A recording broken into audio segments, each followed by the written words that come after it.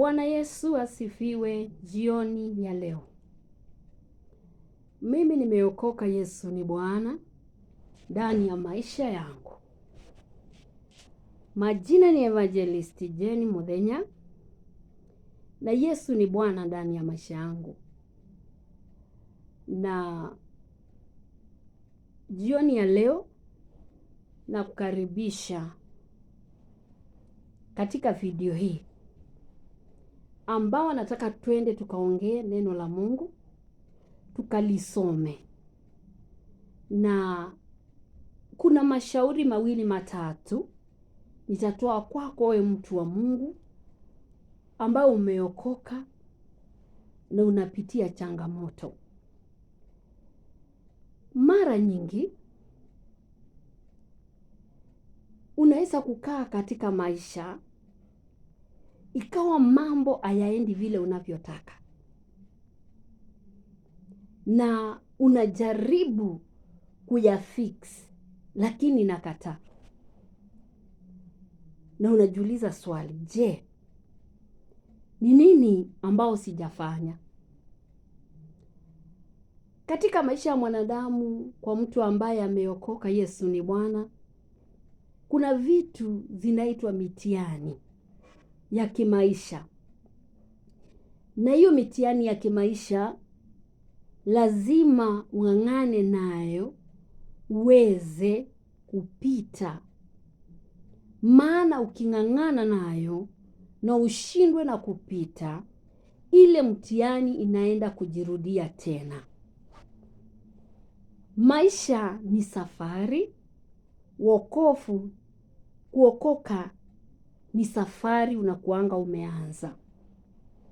Na ukianza safari, anayejua unakokwenda ni Mungu aliyepeana Yesu akuokoe.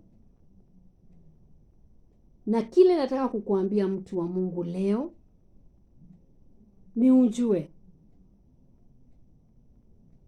hakuna kitu hakina mwisho wake. Dunia hii yote unaiona, kuna wakati iliumbwa na kuna wakati itakunjwa. Na hali ya maisha isikufanye uchanganyikiwe. Saa hii nikiangalia ni 1:00 ya usiku Kenya yetu hii. Sijui nchi zingine ni saa ngapi. Naongelelea kuhusu Kenya, 1:00 ya usiku. Taingia kipindi ya usiku, asubuhi kutapambasuka. Every situation it has an expiry date yake. Na nikuambie kitu, wewe unaweza kuwa, for example, unasumbuliwa kazini. Hebu angalia ni nini Mungu anataka ujue katika hali hiyo. Kuna shetani, kuna Mungu, na kuna majaribu, na kuna dhambi ya mtu. Unaweza kuwa uko katika situation juu ya dhambi. Unaweza kuwa katika situation juu ya Mungu ndiye anataka kukusomesha, ni mitihani yake. Na unaweza kuwa katika situation ni shetani anakutesa. Wakati utajikuta katika jambo ama hali fulani, na utambue uko na amani, umeliombea hiyo jambo na uko na amani, lakini jambo haijabadilika, unjue Mungu ako katika hiyo hali. Wakati utaona uko katika hali na hiyo hali haikupei amani, umeomba hauna amani, kuja kwa laini ya kutubu. Utubu, waambie Mungu, natubu zile najua na zile sijui. Ukitubu usikie bado imesimama, unjue kuna ushetani ndani ya hiyo hali yako. Na dawa ya shetani ni nini? Ni kukemea chochote kilicho ndani ya hiyo situation kwa jina la Yesu Kristo mwana wa Mungu. Unaweza kuwa wewe utaweza, enda kwa mtumishi wa Mungu ambaye unayeamini, ambaye unayependa, ambaye unayeheshimu. Maana hizo vitu nimeomba 3.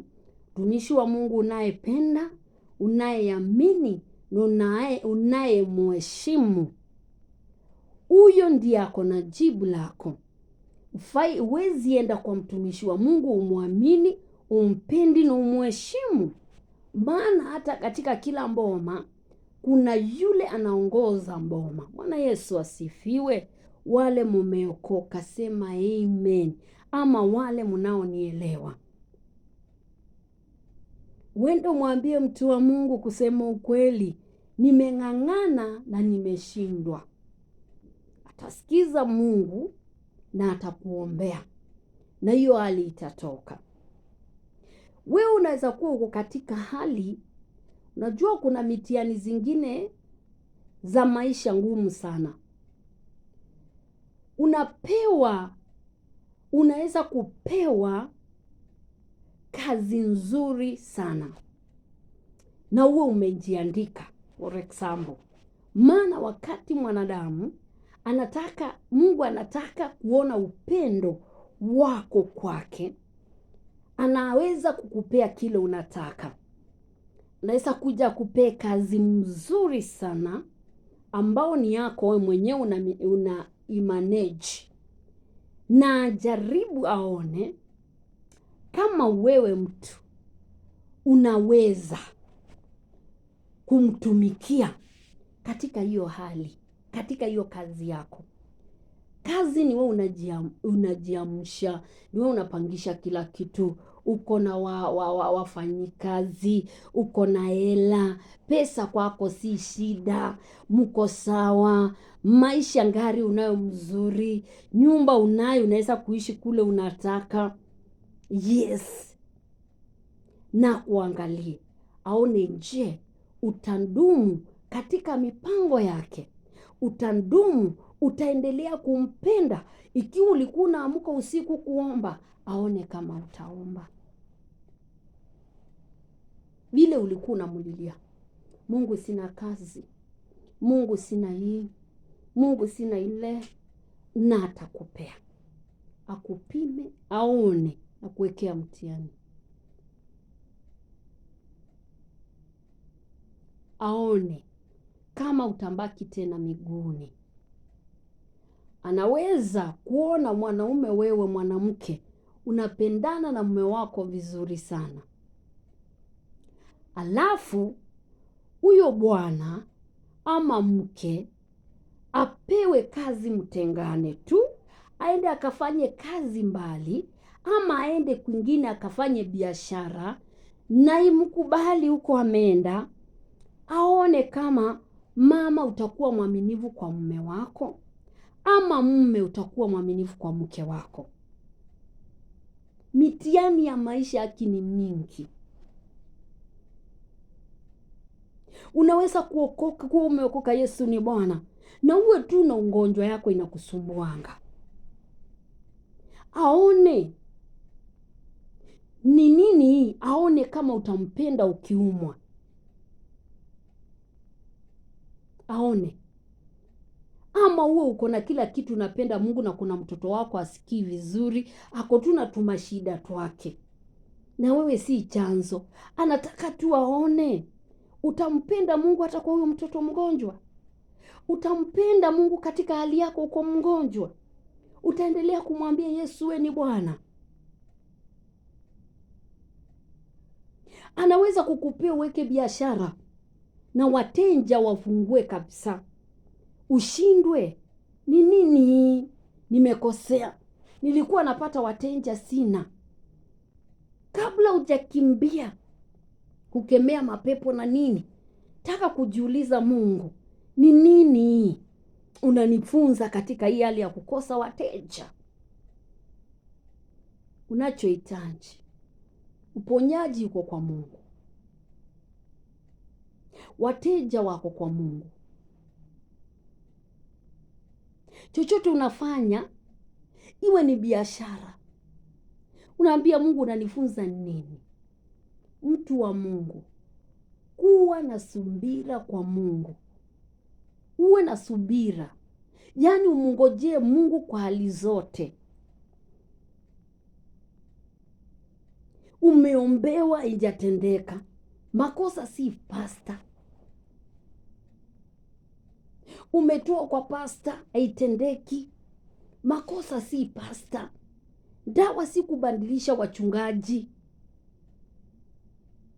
Kaa chini, mwambie Mungu, nimechoka kubadilisha wachungaji.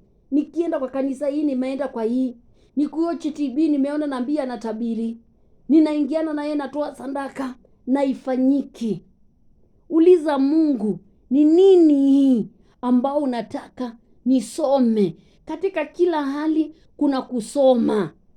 Bwana Yesu asifiwe. Sema amen. Wewe ambao unanielewa. Wewe ni mwaminifu kwa Mungu, unampenda Mungu. Kupenda Mungu ni nini? Ni kujitenga na kitu chochote ambao hakimpendezi Mungu na kutenda chochote kinampendeza Mungu, hata kama kinakuumiza, mtu wa Mungu. Yes. Kile kingine nataka kusema ni nini, mtu wa Mungu? Hatuwezi kumuonga Mungu kwa pesa. Naweza kuuliza, mtumishi wa Mungu, unasema nini? Ama Jeni, unasema nini? Nasema hivi, wakati umetoa matoleo, inataka kuiweka wazi leo.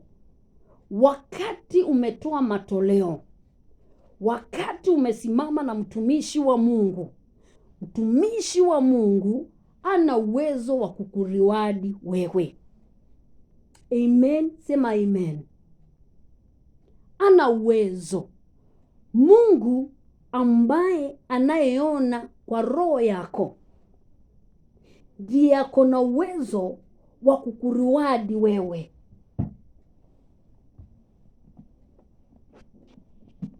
Angalia njia zako sana na Mungu.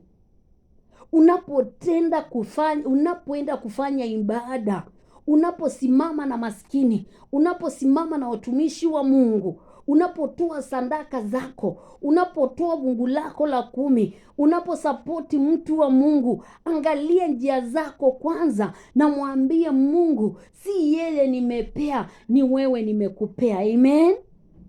Sema amen unaonielewa.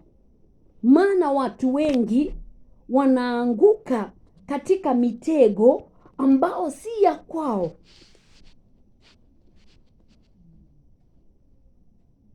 Biblia inasema nini katika Yeremia 17:9? Moyo huwa mdanganyifu kuliko vitu vyote, una ugonjwa wa kufisha, nani awezaye kuunjua? 10 nasema, mimi Bwana na uchunguza moyo na ujaribu viuno, hata kumpa kila mtu kiasi cha njia zake. Hata kumpa kila mtu kiasi cha njia zake, kiasi cha matunda ya matendo yake.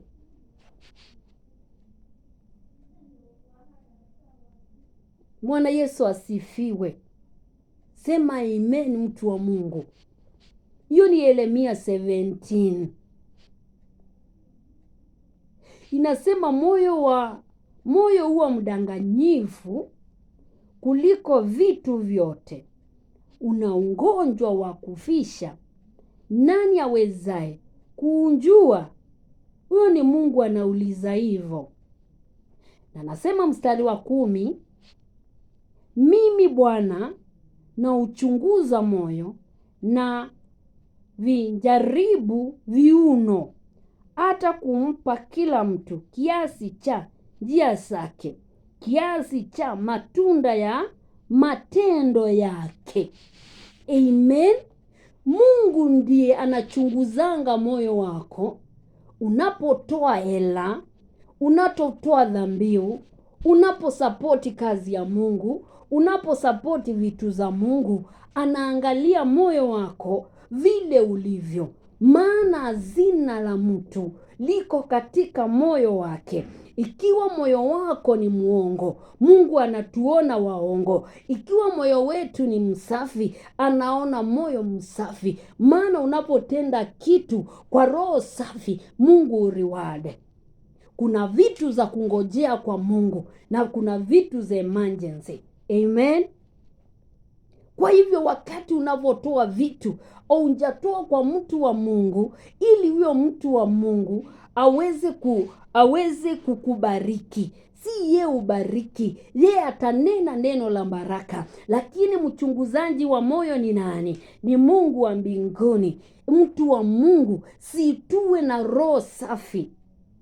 Maana Biblia inasema eli walio na moyo safi, maana watamuona Mungu. Watamuona Mungu aje? Ukiwa na roho safi, utende kazi ya Mungu, Mungu utamuona katika maisha yako. Amen. Sema amen. Ukiwa na roho safi. Roho safi ni gani? Wakati unapeleka vitu zako kwa Mungu, si uende ukiwa msafi mbele za Mungu. Umwambie Mungu, sijatoa kwa sababu niko nayo, nimepeana kwa sababu nakupenda. Amen. Sema amen, mtu wa Mungu. Kwa hivyo siku ya leo nimekuja kukufunza, mtu wa Mungu. Mungu ndio uchunguza moyo wa mtu. Unapoenda kupeana vitu, unajua kutoa sadaka ni rahisi sana, lakini kupeana moyo wa mtu kwa Mungu ni ngumu. Kuna mtu mmoja, ni story nilisikia, sijui ni ya kweli ama ni ya uongo.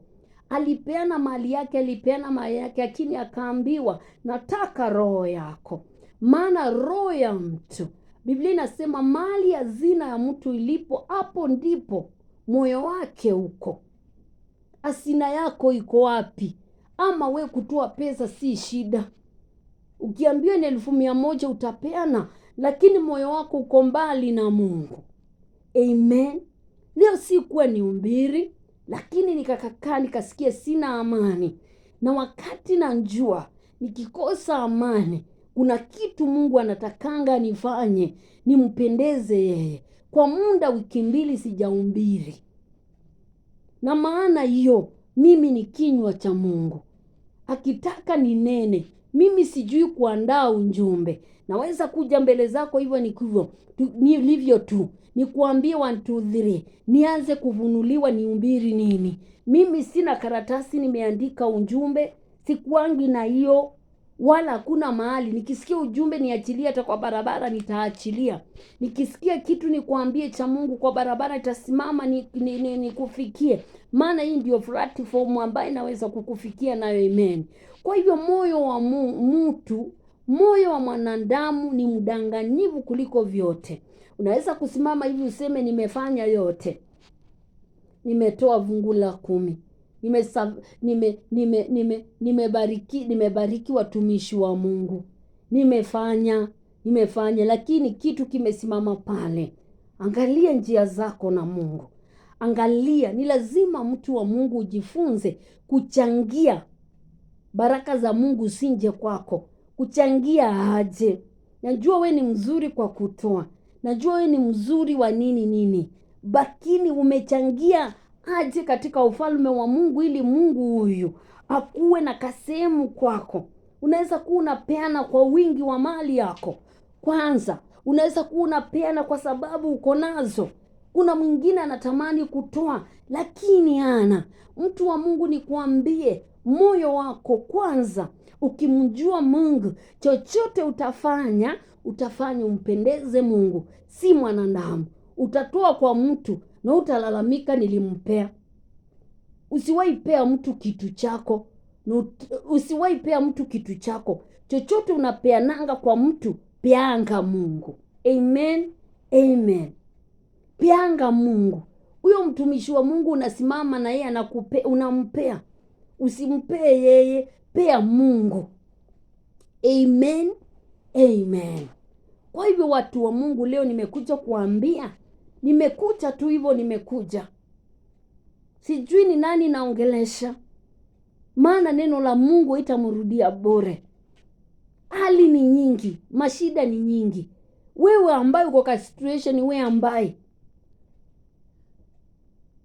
unangojea Mungu, safisha roho yako, safisha mawazo yako, safisha fikira zako, mpendeze Mungu. Amen. Sema amen, mtu wa Mungu. Bwana anakuhitaji uwe na roho safi, maana ndiye anachunguza mioyo. Najua kuna mtu anatoa vitu na roho yake imejaa chuki. Kuna mtu anapeana vitu zake na roho yake imejaa takataka za dhambi. Chunguza moyo, ujisafishe ukienda mbele za Mungu. Amen. Sema amen. Kwa hivyo siku ya leo nimekuja kukusomea Yeremia 17 verse 9 to 10. Na ukitaka kuanza huko uanze ukiteremka, utajua ni nini Mungu alikuwa anaongelelea. Kwa hivyo siku ya leo, jioni ya leo, nimekuja kwako wewe mtu wa Mungu. Chunguza njia zako na Mungu, maana anayelipa ni Mungu. Usitolee Mungu pesa ambaye ni za magendo, hiyo nayo ni ya nani? Usitolee Mungu pesa ambao umeiba, ni dhambi. Hata wakati watu wana wa Israeli walikuwa wanachinjia Mungu wanamtolea dhabihu, walikuwa wanaenda wanatafuta mbuzi ambaye ana kilema, kondoo ambaye ana kilema. Usitolee Mungu mabakio, mtolee the best. The best. Iwe ni kusaidia, unaenda kusaidia, chukua nguo ile mzuri unapenda, peana the best. Ni kiti unapeana, the best. Isaka wako ni nani? Ni the best thing yako ambao unapenda. Ndio maana Mungu alimuitisha Ibrahimu kutoa sadaka Isaka. Alikuwa mwana wa kipekee aliyomngojea miaka mingi, akamwambia nataka mwanao. Maana na ndio hiyo Mungu tu alimtoa Yesu, dhabihu takatifu, mwana wake wa kipekee. Wacha kupea watu vitu zimelemaa, wacha kuchukua nyama ile imekaa kwa fridge unapelekea watu, wacha kupelekea watu kidheri ya fridge, wacha kupelekea watu manguo zenye zimekushinda zimechakaa, wacha kupelekea watu pesa zenye umepata kwa njia si ya haki. Pelekea Mungu the best. Pelekea Mungu, peana kwa Mungu the best. Yes. Maybe umekataa kubarikiwa, maana chakula yenye unachukua unanunua, unapeleka ya bei rahisi. Amen. Unatoa vitu zile zimekwama kwa frinji unapeleka, mtu wa Mungu. Unatoa matangalia nguo yenye imekulemea. Kuna dada mmoja alikuwa ananiambia, walikuwa ndi mwingine wanawauliza, mko na ile matangali yenu imeraruka mnipe. Wakafikiria hii anasema nini? Akasema kuanzia wakati waliacha kupena vitu zenye zimeraruka. Amen. Mwambie Bwana akusamee kwa sadaka uliotoa ambao si ya haki. Iwe ni sadaka ya utumishi, umetumikia Mungu kwa roho mbaya, umetumikia Mungu ukilalamika. Kwa nini unalalamika? Sadaka haiwezi ngeuza Mungu, sadaka haiwezi ngeuza Mungu, lakini sadaka inayotolewa na moyo safi, moyo uliojichunguza, Mungu ako na haja na hiyo sadaka. Amen. Sema amen. Bwana ni mwema. Kwa hivyo siku ya leo, peana the best. Iwe ni the best car you love, peana hiyo. Ikiwa umeambiwa ni hiyo, iwe ni nini, peana the best. Mungu wakati atakubariki, atakubaliki na the best. Akitaka kukupromote, atakupromote promotion ya maisha mazuri. Ukipeana kitu kimbaya, kitambo zinjae zinguze moyo wa Mungu ni lini? Unapeananga Isaka wako. Isaac, Ibrahim aliambiwa peana Isaka, alimpeana, na Mungu hakutaka damu ya mwanadamu, akapeana kondoo yake, akachinjwa, akawa sadaka. Mungu ana haja na vitu zako, ako na haja na moyo wako. Moyo wako ukimjua Mungu, utamtolea Mungu sadaka iliyo takatifu, maana we mwenyewe ni madhabahu. Amen. Kwa hivyo watu wa Mungu, siku ya leo nimekuja kukuongelelea, nikuambie hivi, angalia laini zako na Mungu. Unapopeana kitu, peana iliona ikanikupeka story kandoko. Ninapoenda kuomba na wewe, kuna kanisa nilikuwa naenda, watu walikuwa napeana Isaka wao. Kijana mmoja akatoa 20,000 akapea mchungaji. Do you know, wakati walikosana, huyo kijana alienda kundai TV na sadaka aliyetoa 20,000, mtumishi wa Mungu akang'ang'ana kumulipa. Huyo hakutoa na roho safi, alitoa tu.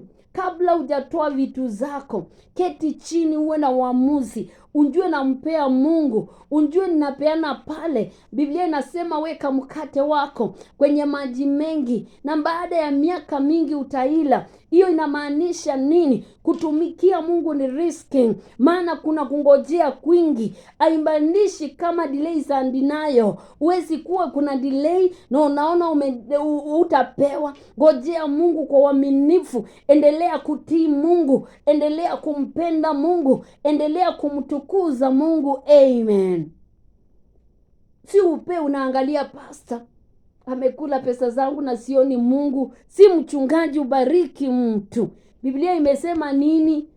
Mungu ndio uchunguza moyo na analipa. Na the more zinacheleweshwa, the more unaandaliwa vitu zizuri. Kwa nini Hana alicheleweshwa kupewa Samueli? Ili aendelee tu kusongea mbele za Mungu, na baadaye alimpata Samueli nabii. Amen. Kwa hivyo siku ya leo nimekuja kukuambia, unapotumikia Mungu, mtumikie kwa moyo safi na utamuona Mungu. Eli walio na moyo safi, maana watamuona Mungu. Maybe uelewangi hiyo ujumbe inasema nini? Inasema ukitenda mambo na roho safi utamuona Mungu.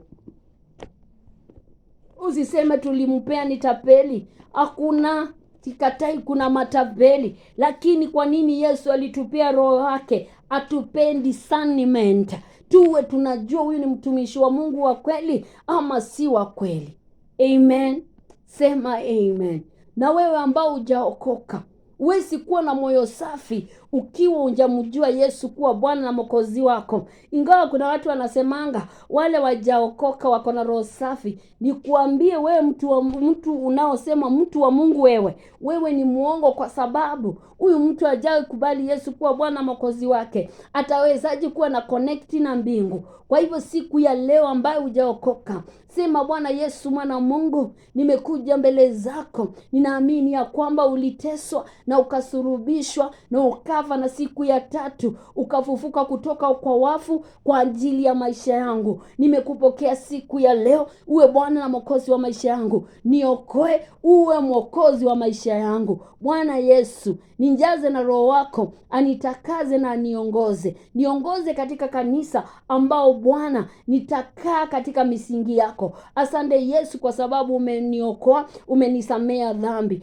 Asante kwa wokovu wako, na ni kwa Yesu Kristo nimeokoka na kuamini. Sema amen. Wewe ambao umeokoka, ni safari tu, ni kitabu tu, umepata registration ya wokovu. Ingia katika kitabu hiki cha wokovu, umeandikwa tu hivi na umeingia ndani. Lakini anza kuzingatia kwenda kanisani, kuwa na maombi, kuwa na mtumishi wa Mungu akushike mkono ili aweze kukufunza. Jamani, injili imekuwa wazi. Jamani, Yesu anahubiriwa hata kwa barabara. Jamani, Yesu anahubiriwa kwa mitandao. Pokea, tafuta mtumishi wa Mungu ambao Roho wa Bwana atakuunganisha naye aweze kukulia ndani ya wokovu. Mtumishi wa Mungu anakuambia uache dhambi, huyo ndiye Mungu amemtuma ili akuokoe. Maana kile kinaweza kuzuia mwanadamu kuingia mbinguni ni dhambi. Amen. Na ndio hiyo Yesu alikuja kututoa katika dhambi. Amen. We umeokoka, Yesu ni Bwana. We mtumishi wa Mungu ama watu wa Mungu ambaye umekuwa ukifanya vitu, sema Mungu wangu nisamehe. Na atenda kwenda kuomba na wewe. Bwana, mwambie Bwana akusamehe. Maana kuna watu utafanya vitu ili wapendeze watumishi wa Mungu. Jamani, ukimpendeza hata kupea kitu, maana ni wewe unampea. Penda Mungu. Peana. Weka mikate kwenye maji mengi, na baada ya miaka mingi utaila. Takutafutia hiyo maandiko iko wapi? Maana kutumikia Mungu kuna kungojea miaka mingi, kuna kuinvest kwa Mungu miaka mingi. Mungu si kalata kama zingine weka ni kuwekee, ingawa zingine ni waongo tu. Mungu kuna kungojea, anakuchunguza moyo wako, anakuchunguza akili zako, anakuchunguza kama umempea leftovers, mambakio ndio umempea. Chunguza moyo wako ili dhambi ambayo utatoa kwa Mungu iweze kukubalika. Unapoenda mbele za Mungu, tubu dhambi, jisafishe kwa damu ya Yesu, na mwana wa Mungu atashuka, atatenda mema.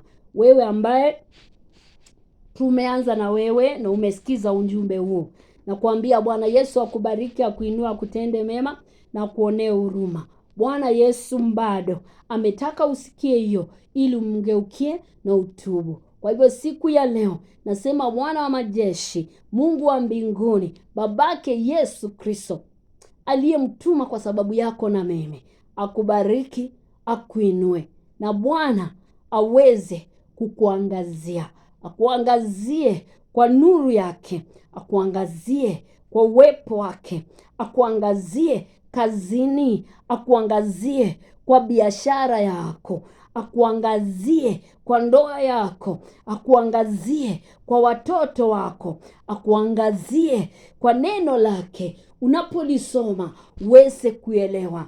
Bwana akutende mema, Bwana akubariki na akutende mema zaidi na zaidi, in Jesus name. Wacha tuombe. Baba, katika jina la Yesu Kristo, wewe ni Bwana na Mungu wetu. Asante kwa nguvu zako na uwezo wako. Asante kwa neno lako ambao umetia kinywani mwangu nikalinena. Hiyo neno litie nguvu, hiyo neno isaidie mtazamaji na umuonekanie katika kila hali. Waliokukosea wasamehe, wanaokupenda Bwana uwabariki. Bwana Yesu ni asante kwa sababu umetenda. Pokea sifa na utukufu, na nyenyekea kwako ili uwe mwingi. Bwana Yesu ni asante. Siku ya leo naachilia mikononi mwako. Neema yako ikatoshe juu ya watu wako. Uinuliwe Bwana, utukuke. Asante kwa kila hatua, na kuondolea kila lawama, na kuondolea kila dhambi, na kuondolea mateso ya mwili, na kuondolea matatizo ya ndoa katika jina la Yesu Kristo. Amen. Amen. May God bless you. May God comfort you in Jesus' name. Amen.